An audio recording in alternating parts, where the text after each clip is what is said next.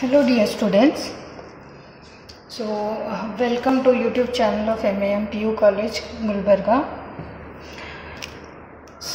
Today is the last video lecture of dual nature of radiation and matter. From the next video we will solve few problems of the same chapter, but as far as for theory it is concerned, today is the last lecture where we have to learn about division and Germer experiment. But before that, friends, in the last video, what we have learnt in the last video, we have seen few characteristics of photons. We have seen de Broglie's hypothesis, and in the characteristics I said that one of the characteristics that the momentum of the photon is given by P is equal to m into c. I said that momentum of the photon is equal to P is equal to m into c, or P is equal to h upon lambda, right? But for this I said this is understood. Momentum formula we have P is equal to m into v. Momentum equation we have P is equal to m into v, but velocity of photon is same as the velocity of light. So velocity of light is nothing but c. So in place of mv we have written mc. This is understood. I said that I will show how this came. It is very simple, but I forgot to show this in the last video about this. So today first I will show how this P is equal to h upon lambda came. Then we will learn division and Germer experiment. Okay. So here we have momentum. In your 11th class or first PU you have learned that momentum is nothing but energy upon velocity. Now I can write momentum is denoted by P, energy, E, and velocity as c. Why I am writing velocity as c? Because for a photon velocity v is nothing but velocity of light, so I am writing it as c. So now this you can write it as E is equal to Pc. Cross multiply, E is equal to Pc.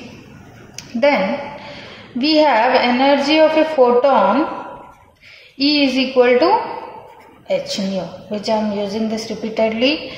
I have used it in almost all the videos of this chapter, that is dual nature of radiation and matter. E is equal to h nu.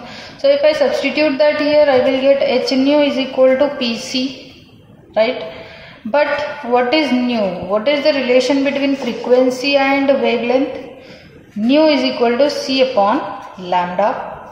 So hc upon lambda is equal to P into c. Now c and c will get cancelled. You remain with P is equal to h upon lambda. So this is how this relation for momentum of the photon. One is this, or it is h upon lambda. From this what you can see, this is for photon. Photon is nothing but light particle. It is particle. So matter also exhibit dual nature.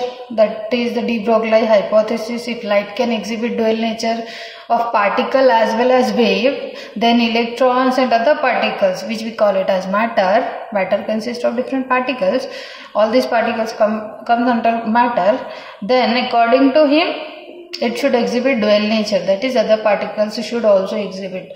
The matter which is acting as particle should also act as wave also. So you can see from this relation, momentum is the characteristics which is associated with the particle, right?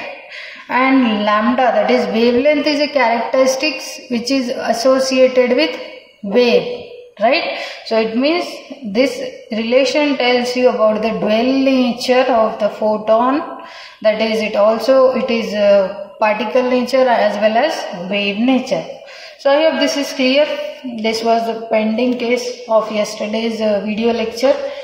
So this is how P is equal to h upon lambda came. So now after this we have to learn about division and Germer experiment.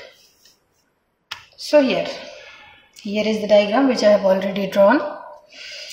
Division and Germer experiment.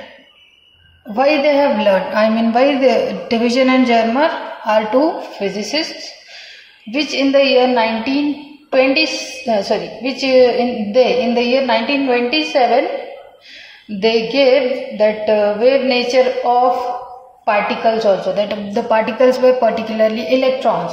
That is, the wave nature of electrons was experimentally first verified by C.J. Davison and L.H. Germer in the year 1927. Who gave the theoretical part or theoretical idea of this dual nature of particles or matter? de Broglie. In the last video lecture we learned that de Broglie said that if light or radiations in general can exhibit both particle nature as well as wave nature, then the other matter which is acting as particle should also act as wave.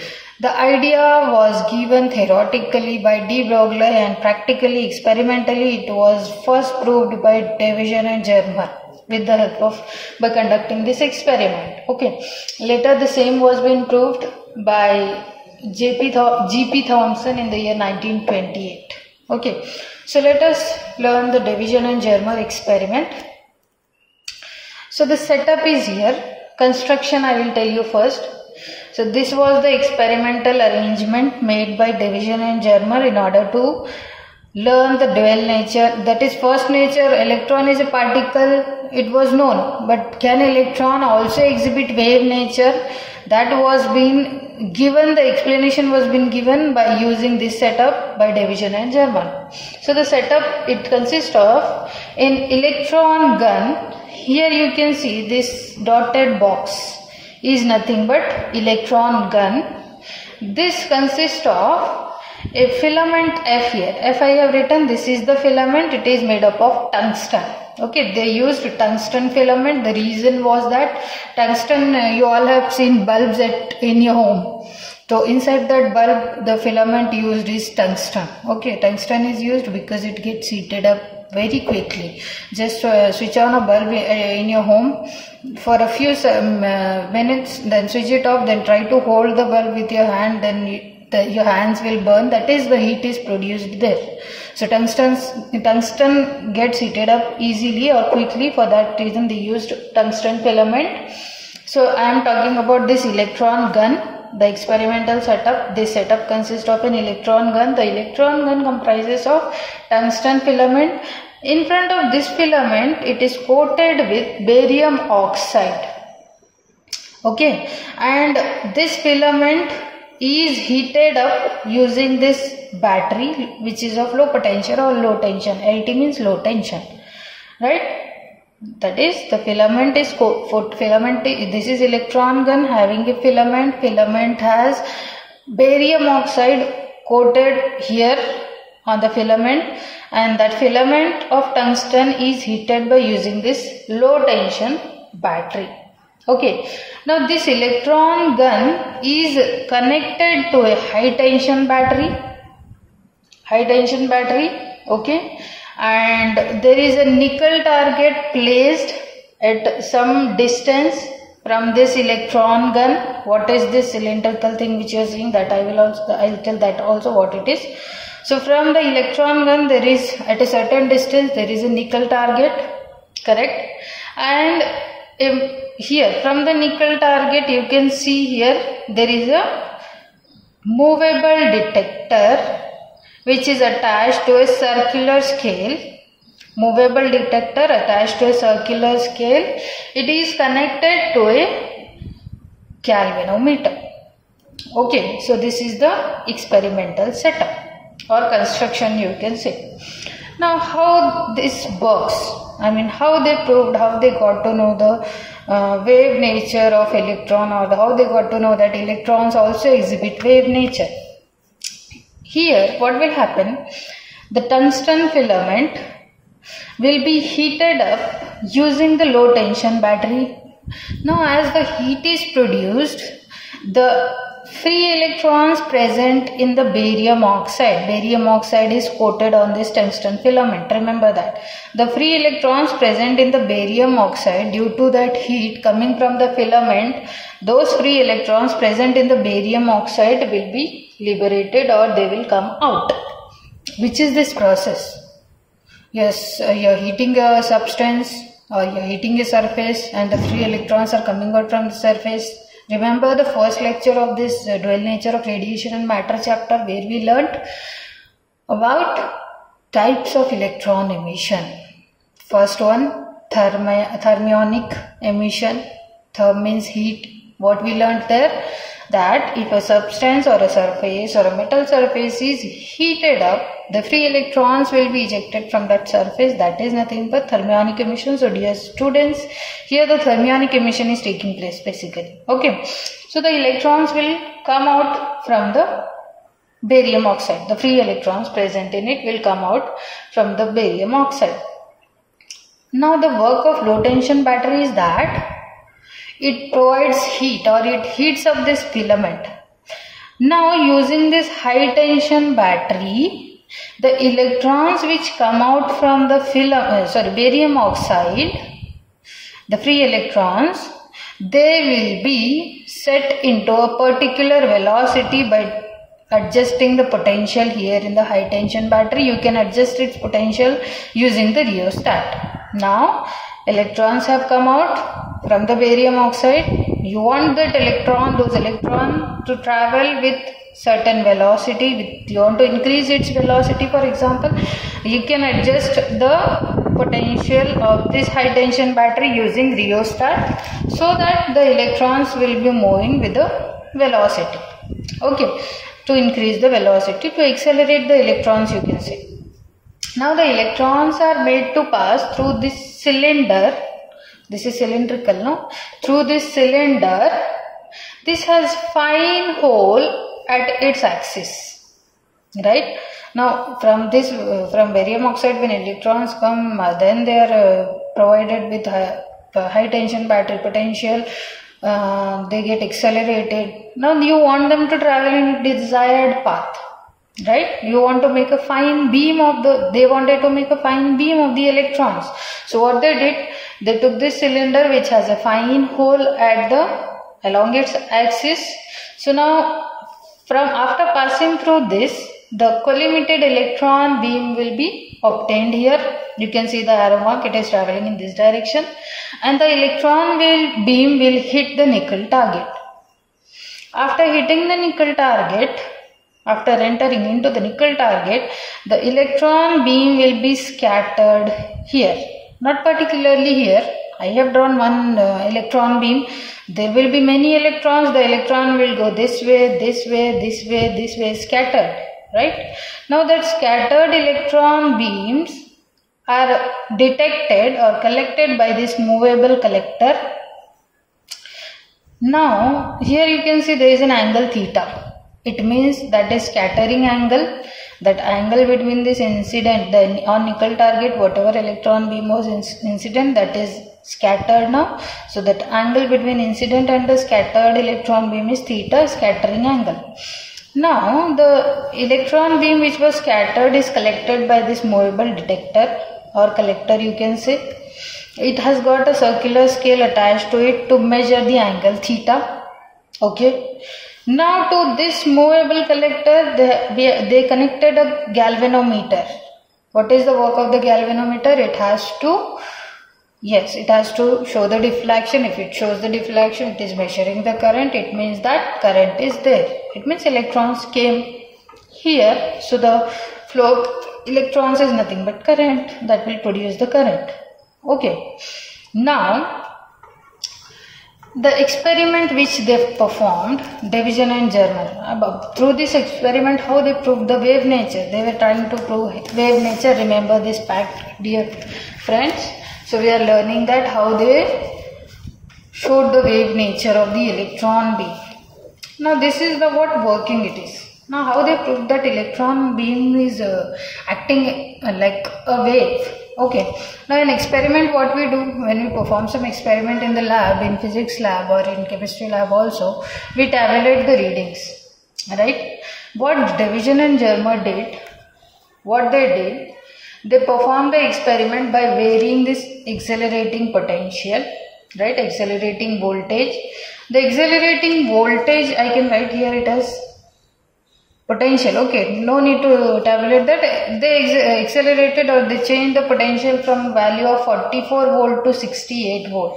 Okay, and they tabulated the values for scattering angle. Scattering angle is nothing but what? Theta versus the intensity. Theta versus the intensity of the current, right? Because of galvanometer which they were getting the readings. Now for some one angle, for 0 it will be 0 first starting. Then for one certain angle the intensity was something I1, for second I2, for third I3, fourth I4 and so on. These are nothing but angles, 10, 20, 30, 40, 50, 60 degree angle changed. Intensity went on changing. Okay. So now what the varying potential they used? The value of varying potential was from 44 volt to 68 volt. Remember this. Okay. Now what happened after this? They plotted the graph. The graph here is not the XY graph which we draw, dear students. The graph here is a radial graph. Okay. For first intensity, for first angle, like for example, if you take this as 10 degree or 30 degree, 40 degree, whatever angle you take, for that, the nature of graph, they drawn the graph. Then for example, here was some value, here was some value, some other value of intensity. Join this, that is, make a radius, like radius. This was first graph. The second graph which they got was something like this. The third something like that. And one graph which they got was like this. What is this graph? What this reminds you of? You have learnt wave optics, right? In wave optics, remember the diffraction pattern? How that looked? The diffraction pattern.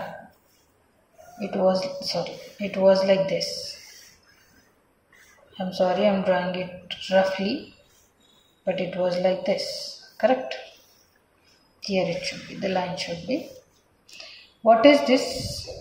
It is called a central maximum. This is nothing but diffraction pattern, dear students.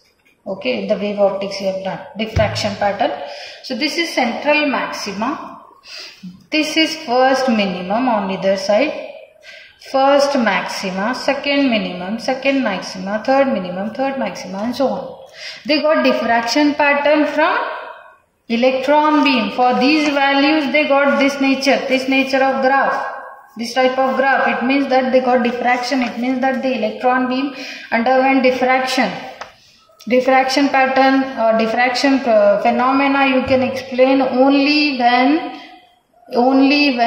the light is of wave nature. It means the electron beam is acting as wave here in this experiment which they were trying with division and Germer, both were trying. It means diffraction. Why you get maximas and minimas here?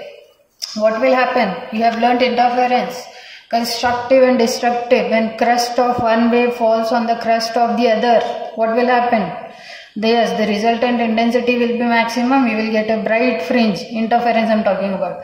And when one crest falls on the trough of the other, you will get a dark fringe. The resultant intensity will be minimum. So if you are getting interference and diffraction here, because of electron beam, they were getting interference and diffraction pattern.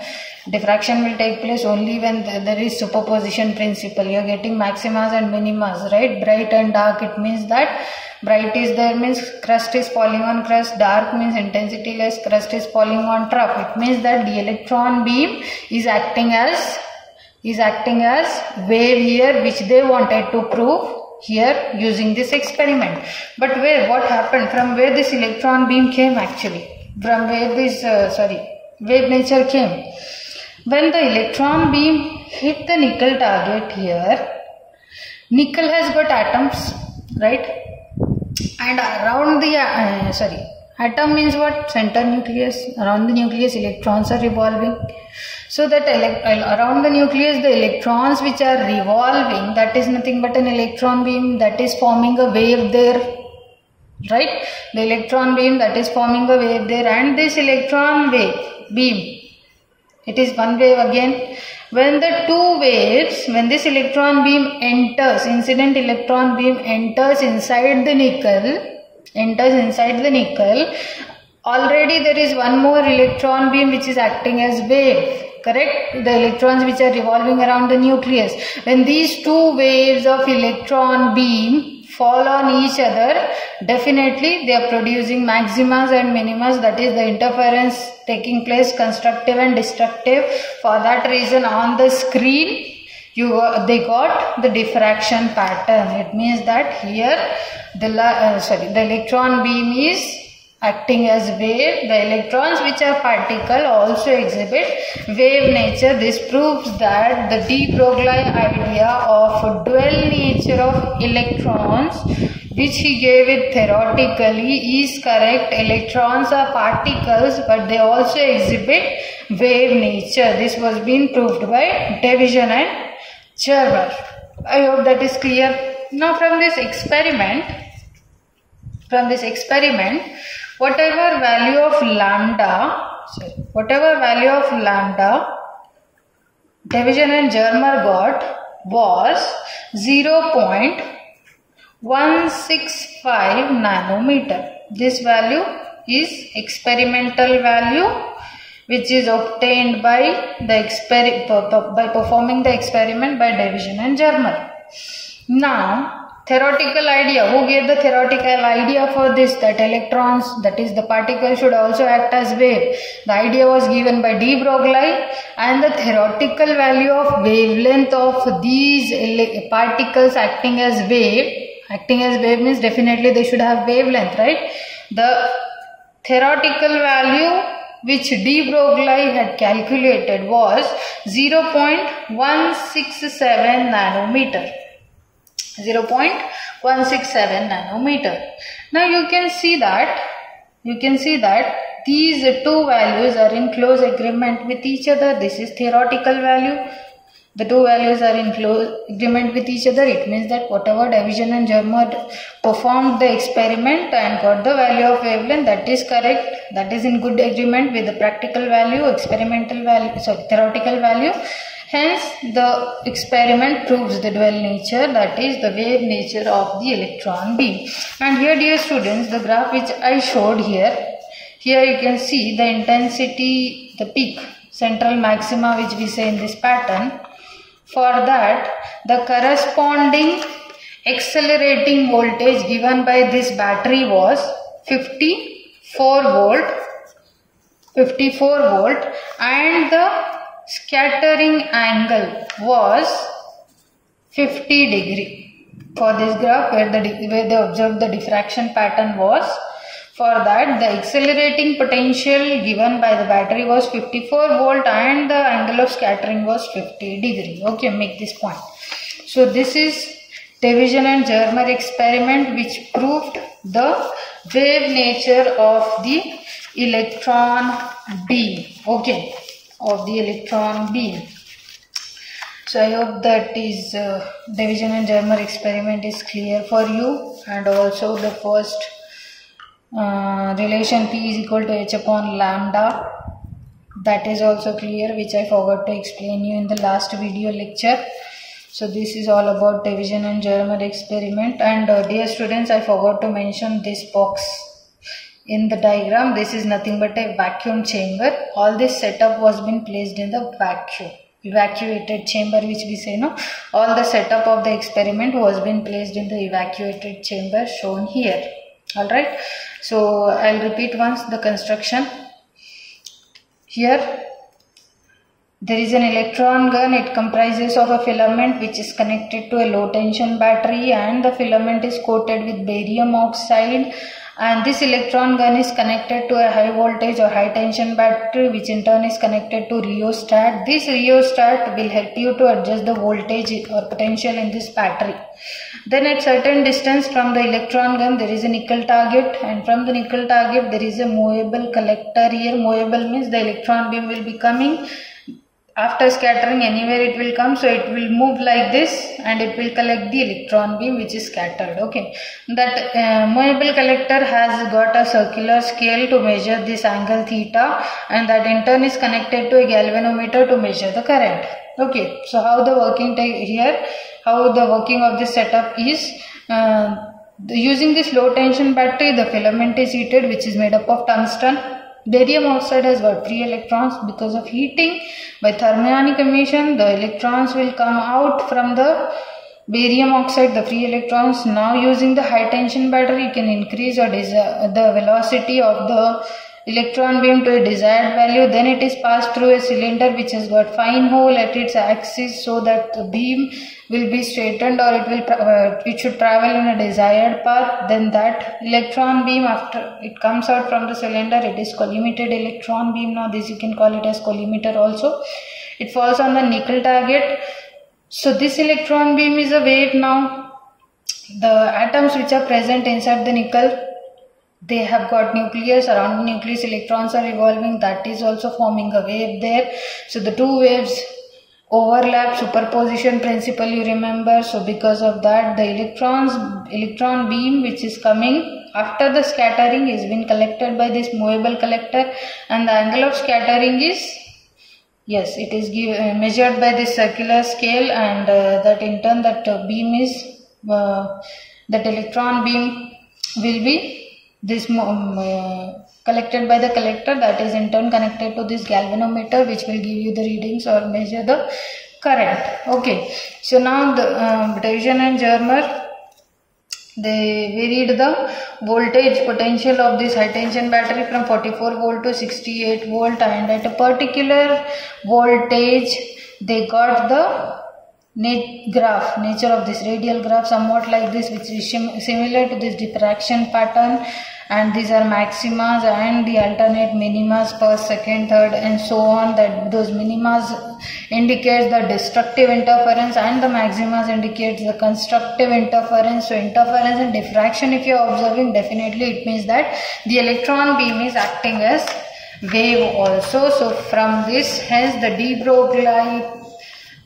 Broglie's hypothesis, his idea given by him, that when the radiations act as waves as well as particle, both the natures, dual nature, that the particles should also act, that is both the nature they should exhibit, that is particle as well as wave nature. That was being proved by Bredesen and Germer first using this experimental setup.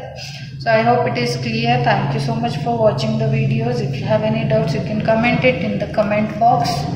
Thank you so much.